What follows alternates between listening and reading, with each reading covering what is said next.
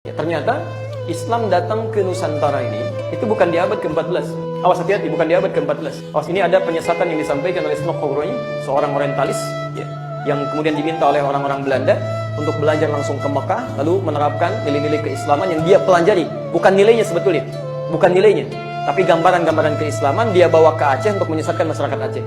Di antara pendapatnya mengatakan bahwa Islam itu masuk ke Nusantara di abad ke-14. Profesor Ahmad Mansur Suryanegara dalam bukunya Api Sejarah kemudian menepis dugaan itu, termasuk Buya Hamka yang menginisiasi Masjid Al-Azhar ini.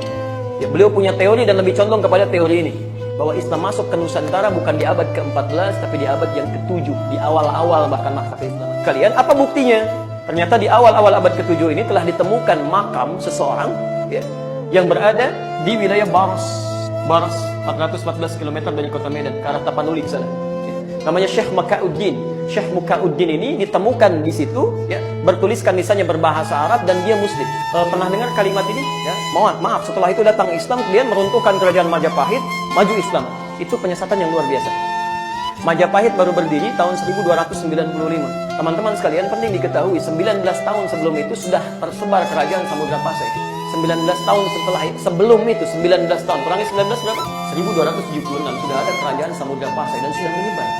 Jadi nggak benar kalau dikatakan Majapahit duluan baru kemudian kerajaan Islam datang. Tidak, Islam sudah duluan. Abad ke-14 sudah punya kerajaan. Snok Hogroy mengatakan Islam masuk ke Nusantara abad ke-14. Bagaimana mungkin orang masuk ke Nusantara langsung bikin kerajaan? Orang Sumatera pada kemana? Ya, jadi ketika masuk tersebar abad ke-7, kemudian mengembangkan keislamannya sampai jadi kerajaan abad ke-14. Jadi sesungguhnya Islam masuk ke Nusantara ini masih di awal-awal masa kehidupan Nabi SAW dan masa awal sahabat, abad ke-7.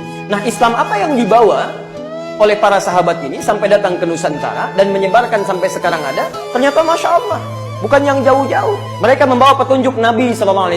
Mereka ajarkan Quran.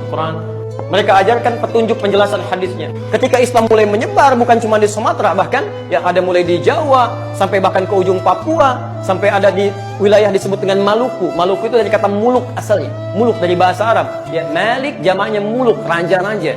Karena di sana banyak kerajaan-kerajaan Islam pada waktu itu.